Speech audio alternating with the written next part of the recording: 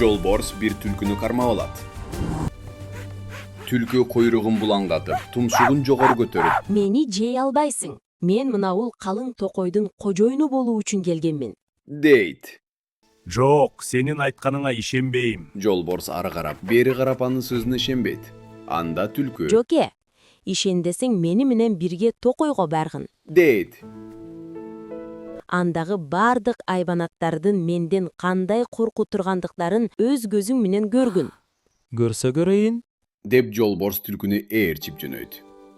Түлкү анын алдына түшүп алып, абайлап жүрүп отурат.